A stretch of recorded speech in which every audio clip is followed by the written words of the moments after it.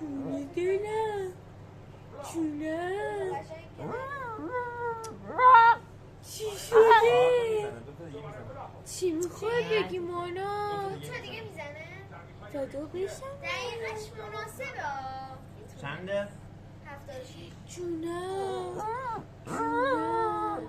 جونه دلم. آبجی دیر اومد؟ آبجی کجا بود؟ من کجا بودم؟ چرا نیومدی پیشم؟